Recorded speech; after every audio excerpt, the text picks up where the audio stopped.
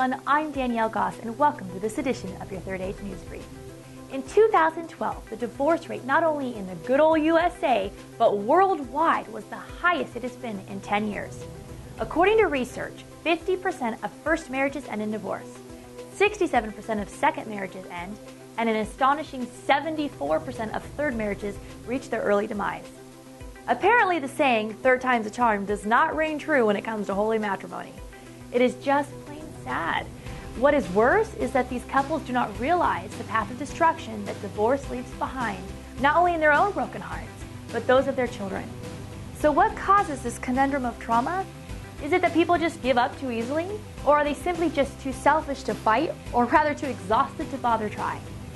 These frustrations often lead to distance, cold nights, and heartbreakingly, infidelity. Infidelity isn't age-based. According to psychiatrist and marriage expert Dr. Scott Haltzman, author of The Secrets of Surviving Infidelity, among the 60-plus crowd, 28% of men and 15% of women have had at least one indiscretion. Can these often long married couples reestablish trust after betrayal? Dr. Haltzman assures us that the relationship can survive, even thrive. Here are some of his suggestions on how to not only survive an affair, but make your marriage stronger afterwards. Number 1, end the affair. It doesn't matter which spouse is having the affair, it has to stop immediately. All forms of communication with the other person must shut down. There are no exceptions and no excuses. 2, be transparent. Recovery means no more hidden cell phones, credit cards, even passwords. In order to rebuild trust, every aspect of the formerly unfaithful partner's life needs to be an open book. It doesn't matter if the hidden information is benign. For the sake of your spouse, you have to allow them to know everything about your life until they feel confident in your trust again. This isn't easy, and it feels vulnerable, but it is necessary and often is temporary. 3, do ask and do tell. All of the betrayed spouse's questions need to be answered no matter how detailed or graphic they are. If unfaithful partners only decide to tell or say what they believe their mates can tolerate, then they're still engaging in deceit. Most of the time, what your spouse has built up in their head is a lot worse than what actually happened. Be open and honest about everything. Once the hurt partner is assured that nothing is cloaked in secrecy, he or she can begin to rebuild trust. 4, focus on the marriage.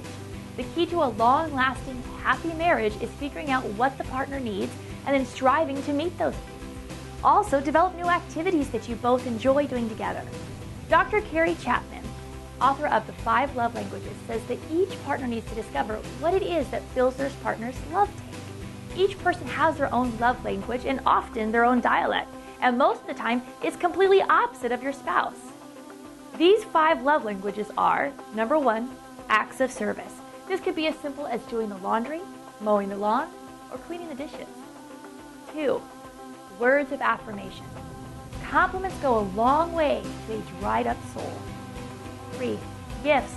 This doesn't mean diamonds every week. It could be as simple as a picked flower from the garden or a handmade card. 4, quality time. The key word here is quality, not sitting in the same room while surfing Facebook on your iPhone. I mean looking at each other in the face or going for a walk, spending time together. 5, physical touch. No, this does not mean just sex all the time. It means back rubs, hand holding, a gentle touch. I will be the first to tell you that marriage is not easy. It isn't always fairy tales and happy endings. It is hard work. You have to put effort into it. Love is a choice and an investment. You have to want to make it happen. But when you do invest into your marriage and your own well-being, the reward is endless. Well, that's going to do it for this edition of the Third Age Health Brief. I'm Danielle Goss, and I'll see you next time.